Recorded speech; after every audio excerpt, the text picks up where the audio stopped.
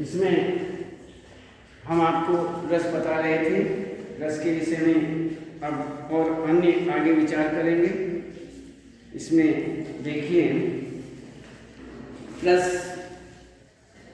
तो रस के विषय में रस का सीधा अर्थ आनंद से होता है कि आनंद, काव्य के अंतर्गत जो आनंद की प्राप्ति होती है उसे सुनकर या देखकर, पढ़कर जो हमें आनंद मिलता है वो किस प्रकार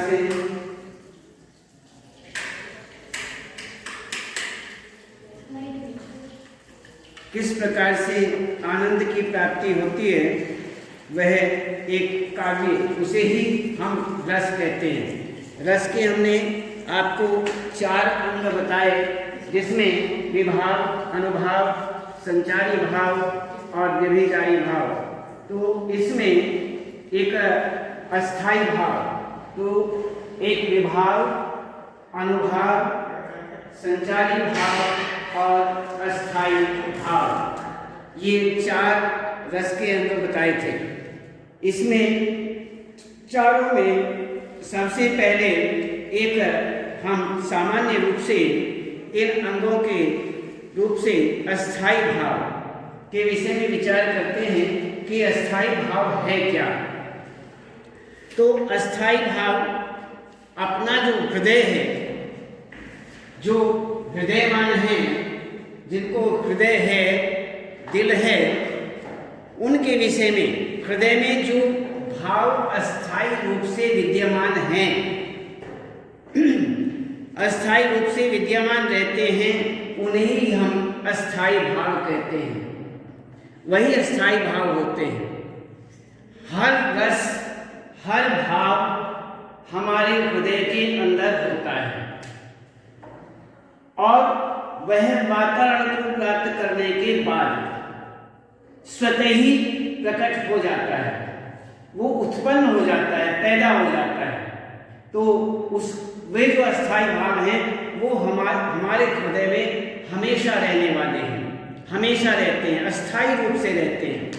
तो उसी के विषय में बताते हैं कि अस्थाई भाव जो हैं अनुकूल वातावरण प्राप्त होने के बाद, जैसे सामान्य रूप से यदि आपको कोई बीज बोना है, उसके लिए सबसे पहले मिट्टी तैयार होती है। मिट्टी नरम भुरभुरी मिट्टी हो जाएगी, गीली नमीदार मिट्टी होगी, तो उसके बाद उसमें बीज बोया जाएगा। तो उसे बीज को उगने के लिए, अंकुरित होने के लिए वातावरण प्राप्त हो गया। हवा, सूर्य की गर्मी, हवा, पानी, नमी, मिट्टी, तो सारी चीजें उसे मिल गई, इसलिए उसे वातावरण प्राप्त हुआ। और वातावरण प्राप्त होते ही उसमें अंकुरण पैदा हो जाता है, उसमें अंकुरण आ जाएगा। तो यही वातावरण सबसे बड़ी बात है। अस्थाई भाव हमारे मन के अंदर, हृदय के अंदर विद्यमान रहते हैं, अस्थाई रूप से रहते हैं, हर समय रहते हैं। लेकिन जैसा उनको वातावरण प्राप्त होता है उसके अनुसार वो अंकुरित हो जाते हैं, अर्थात उत्पन्न हो जाते हैं, वह पैदा हो जाते हैं।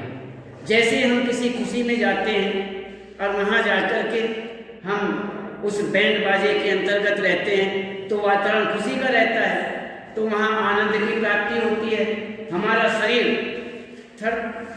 थिरकने लगता है। क्यों? हमें वो आनंद प्राप्त होता है, वो रस मिलना शुरू हो जाता है। हमारे जो अस्थाई भाव हैं उनमें से वह रस जो आनंद का रस है, खुशी का रस है, वो उसमें से प्रस्फुटित हो जाता है और वह आगे आता है और वह आनंद लेने लगता है। बस ये है और कुछ नहीं।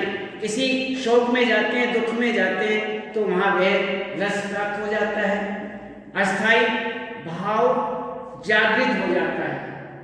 तो यही कारण है कि अस्थाई भाव हमारे हृदय के अंदर होते हैं। तो अस्थाई भावों के विषय में ये बताते हैं कि अस्थाई भाव जो हैं वह 9 हैं, 9 अस्थाई भाव हैं।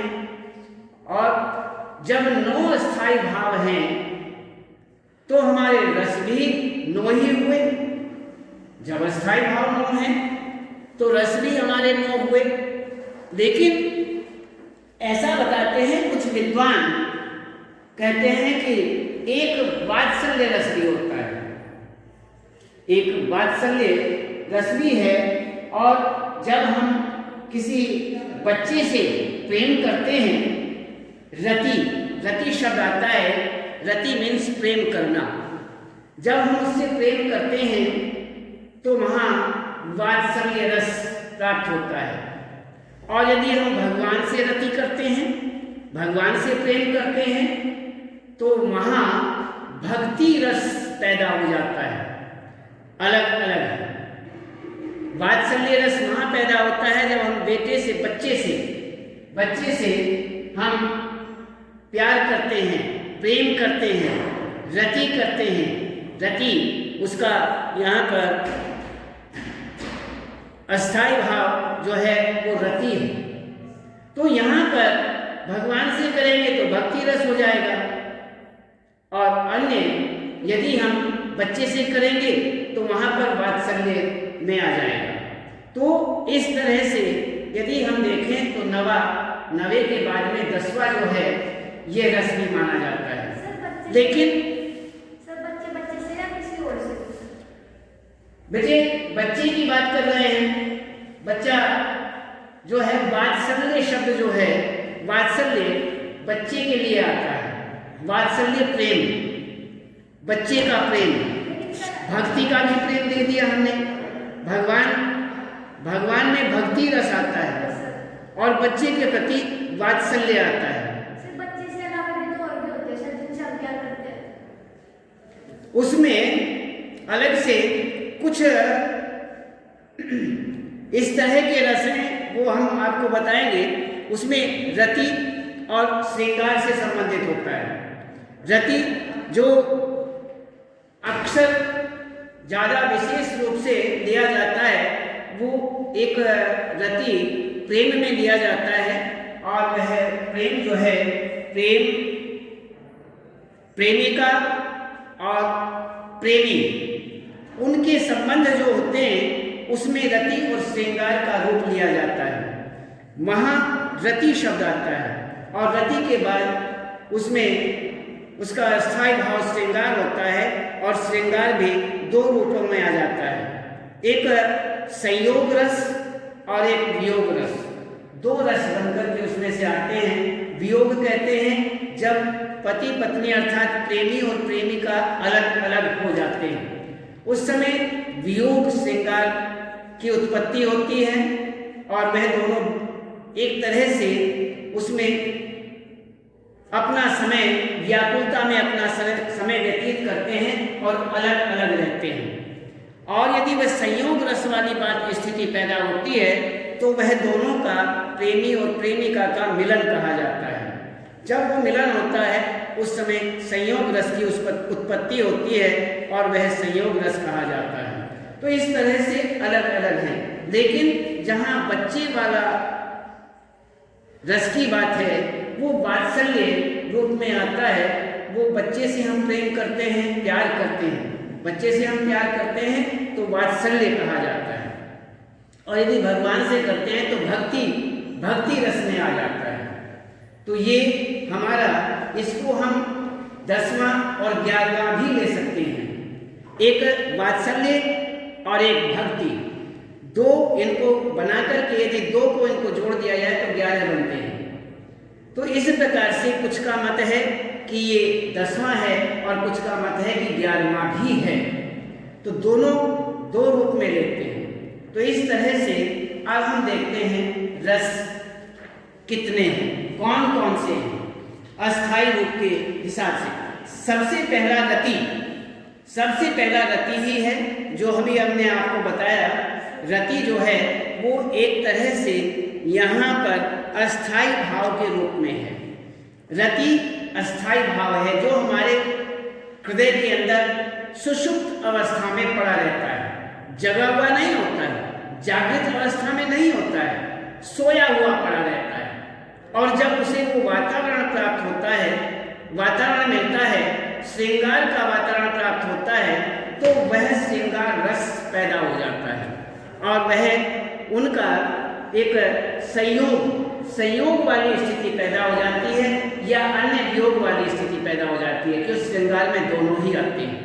तो यहाँ पर वातावरण हमने पहले ही बता दिया, अस्थाई भाव अस्थाई रूप से हमारे हृदय में सुषुप्त अवस्था में रहते हैं, सोए हुए पड़े रहते हैं और उन्हें जैसा वातावरण मिलेगा वो वैसे ही जागृत, उनमें से वही अस्थाई भाव वही रस अस्थाई भाव के हिसाब से वातावरण के हिसाब से वही रस पैदा हो जाएगा।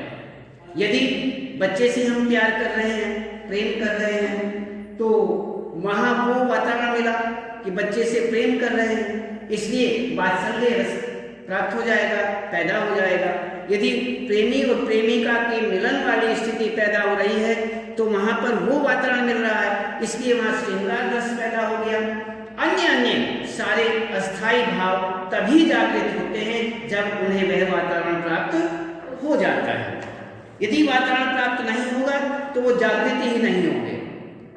क्रोध भी तो होता है, लेकिन क्रोध का वातावरण मिला तो रौद्र वाली स्थिति पैदा हो गई, वीर रस आता है। तो वही बता रहे इसमें कि एक तो हुआ रति, इसे श्रृंगार रस होता है, रति का श्रृंगार रस होता है, और एक होता है हास अस्थाई भाव है हमारा। ये जोड़े हैं, इन जोड़ों का ध्यान रखना। हास हमारा अस्थाई भाव, और जब हमें वो खुशी मिलती है हम मंडली बना करके बैठ जाते हैं या अन्य ऐसी मंडली में चले जाते हैं जहाँ हंसना गाना बजाना चल रहा है, हंसी चल रही है, तो उसमें कहते हैं हास्य रस पैदा हो जाता है। उसमें जो रूप बनता है, रस पैदा होता है, वो हास्य रस पैदा होता है। हास्य रस मिलेगा, क्यों? वो जो जागृत होगा क्या होगा? हास्य पैदा होगा। रस कौन सा है? हास्य अस्थाई भाव। जिस प्रकार से रति अस्थाई भाव, वातावरण प्राप्त हुआ तो पैदा क्या हुआ? श्रृंगार रस पैदा हुआ। इसी प्रकार से हास्य अस्थाई भाव है और जब उसको वातावरण मिला तो हास्य में परिवर्तित हो गया, अर्थात हास्य जो है, हास्य रस वह पैदा हो गया, वह उत्पन्न हुआ। तो इसी प्रकार से ये अलग अलग। तीसरा है शोक का अस्थाई भाव शोक है, लेकिन इसका रस जो है वो करुण रस होता है, करुणता में आ जाता है। आगे कहते हैं कि क्रोध जो है वो अस्थाई भाव है। ऐसा वातावरण मिला, क्रोध पैदा हो गया, क्रोध आया, और क्रोध आते ही कौन सा रस मिलता है? वीर रस। क्रोध में वीर, ये रौद्र रस की उत्पत्ति हो जाती है। क्रोध आया और रौद्र रूप आ गया, बहुत ज्यादा गुस्सा आता है, कहते हैं रे तुम तो पागल हो गए हो भाई, हैं? इतना क्रोध हैं? रुद्र का रूप ही धारण कर लिया, रौद्र रूप ही बना दिया। तो इसी प्रकार से क्रोध जो है वो रौद्र रस को उत्पत्ति देता है। इसी तरह से उत्साह हमारा अस्थाई भाव है और इसका रस जो है वो वीर रस है। भय हमारा अस्थाई भाव, और भय से जब वातावरण प्राप्त होता है इसमें भयानक रूप इसका रस है। जुगुप्सा जुगुप्सा अस्थाई भाव, और रस जो है इसका विभत्स रस। जैसे कटे फटे कहीं पड़े रहते हैं, इधर उधर जहाँ तहाँ मांस लौथड़े पड़े हुए हैं, रुधिर पड़ा हुआ है, इधर उधर खून पड़ा हुआ है, कटे फटे पड़े हैं। और इस प्रकार से जहाँ इस तरह से दिखाई देता है वह एक जुगुप्सा विभत्स रूप में आता है। कि एक है विस्मय अस्थाई भाव है, और इसमें अद्भुत इसका रस है। इसी प्रकार से नवा निर्वेद, निर्वेद शांत, इसका जो रस है वो शांत रस है। तो इसी प्रकार से हमारे 9 रूप हैं, 9 रस हैं, 9 अस्थाई भाव हैं। इनको आप जोड़े के हिसाब से, शब्दों के हिसाब से ही याद कर लेना, इसमें कोई कमी नहीं। कोई भी अस्थाई भाव पूछ लेते हैं, इस अस्थाई भाव का रस क्या है या इस रस का अस्थाई भाव क्या है, ये पूछा जा सकता है। तो इसमें हमने वात्सल्य वाला जो है ये हम आपको बता चुके हैं, वात्सल्य के विषय में बता चुके हैं, भक्ति रस के विषय में बता चुके हैं। तो इसी प्रकार से यहाँ पर ये आपको बताया कि अस्थाई भाव कितने हैं, रस कितने हैं। इसमें अब एक सूत्र आता है जो भरत मुनि हुए हैं, उनके द्वारा एक सूत्र है विभावानुभाव व्यभिचारी संयोगात रस निष्पत्ति। कहते हैं कि इसमें विभाव, अनुभाव, संचारी भाव और अस्थाई भाव ही रस के कारण या सामग्री माने जाते हैं।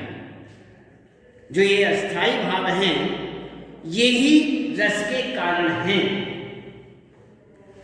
तो यहाँ पर ये चारों मिलकर ही रस की उत्पत्ति करते हैं। विभाव, अनुभाव, संचारी भाव और अस्थाई भाव, ये जो 4 हैं यही मिलकर के रस को पैदा करते हैं। तो रस को पैदा करने वाले कौन हैं? विभाव, अनुभाव, संचारी भाव और अस्थाई भाव, यही रस की उत्पत्ति करते हैं, रस को पैदा करते हैं। अब हम देखते हैं कि विभाव क्या है। विभाव क्या है? विभाव कहते हैं जिसके कारण अस्थाई भाव जागृत होता है। जिसके कारण होना चाहिए ना, हमने वातावरण बता दिया, वातावरण मीन्स कारण होना चाहिए, तभी तो अस्थाई भाव जागृत होंगे, नहीं तो सोए हुए पड़े हैं। तो इस तरह से कोई जरूरी नहीं है सारे के सारे भाव हर समय जागृत हो, नहीं, वातावरण जैसा जिसको प्राप्त होगा वैसा प्राप्त हो जाएगा, वैसा अस्थाई भाव पैदा हो जाएगा। तो विभाव जो है उसके विषय में कहते हैं जिसके कारण अस्थाई भाव पैदा होते हैं, उन्हें हम विभाव कहते हैं। तो विभाव ही अस्थाई भाव का कारण बनता है। अस्थाई भाव जो पैदा होते हैं वो विभाव ही कारण है उसका।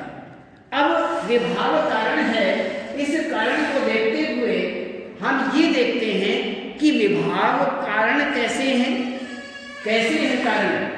तो इसी प्रकार से ये विभाव में 2 आ जाते हैं, एक आलंबन और एक उद्दीपन। आलंबन और उद्दीपन 2 विभाव के भेद हैं। 2 प्रकार का विभाव है, एक आलंबन, दूसरा उद्दीपन। 2 हुए। अब 2 के विषय में देखते हैं। 2 क्या है, किसके भाग हैं? विभाव के।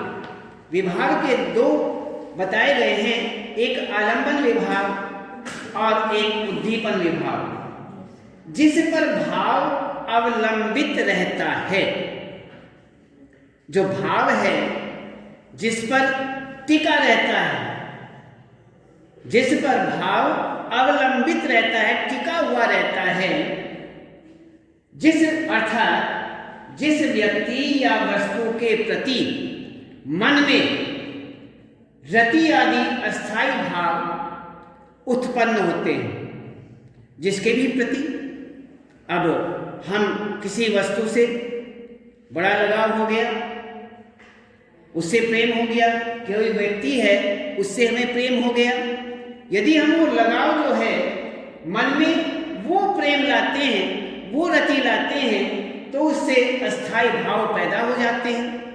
यदि कोई व्यक्ति है, कोई भी व्यक्ति है, वो सामने है, हमें बहुत सुंदर लग रहा है, कोई वस्तु है हमें बहुत सुंदर लग रही है तो हमें उसके प्रति लगाव हो जाएगा और लगाव होने से अस्थाई भाव जागृत हो जाएगा। तो सहारा क्या हुआ? वो व्यक्ति या वस्तु, उसी के सहारे से तो अस्थाई भाव जागृत हुआ है। समझ रहे?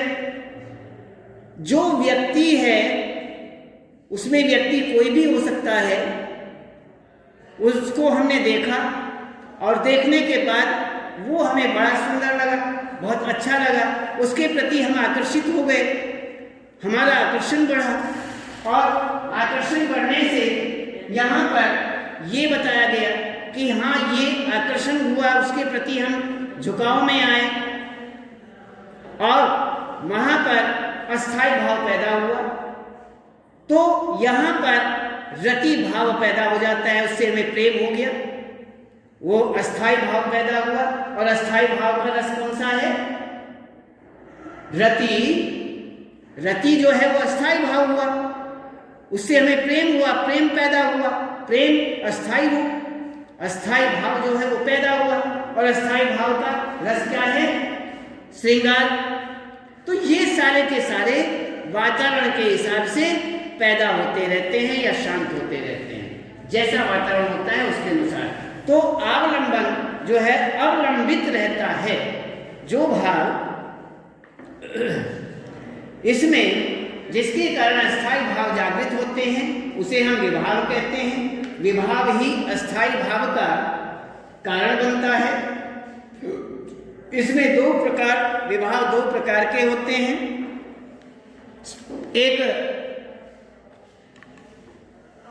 एक आलंबन विभाव और दूसरा उद्दीपन विभाव। तो आलंबन विभाव और उद्दीपन विभाव दो प्रकार के यहाँ पर बताए गए हैं। और इसमें इस प्रकार से ये तो हुआ हमारा आलंबन विभाव। तो आलंबन विभाव इसे हम आलंबन कहते हैं। अभी जो हमने बताया है कि वस्तु या व्यक्ति के प्रति यदि हमारा मन आकर्षित होता है, मन में उसके प्रति प्रेम पैदा होता है, तो वह अस्थाई भाव पैदा हुआ। और बस ये जो अस्थाई भाव पैदा होना है यही आलंबन है, वो उसका सहारा हुआ। ठीक। और आगे देखते हैं, जिस व्यक्ति के मन में अस्थाई भाव उत्पन्न होते हैं उसे हम आश्रय कहते हैं। जिसके प्रति हमारा अस्थाई भाव पैदा हुआ है, किसी भी वस्तु या व्यक्ति, वही हमारा आश्रय हुआ, वही आश्रय हुआ है, उसके ही सहारे तो ये अस्थाई भाव पैदा हुआ है। और जब अस्थाई भाव पैदा हुआ है तो रस की उत्पत्ति निश्चित है। जैसा अस्थाई भाव उसी के अनुसार उसकी रस की उत्पत्ति। तो किसी से प्रेम होना, रति अस्थाई भाव पैदा होना, और अस्थाई भाव रति अस्थाई भाव पैदा होना, अर्थात यहाँ एक श्रृंगार रस का पैदा होना। तो इसी प्रकार से आज हम केवल इतना ही रखेंगे, उसके बाद हम कल बताएंगे।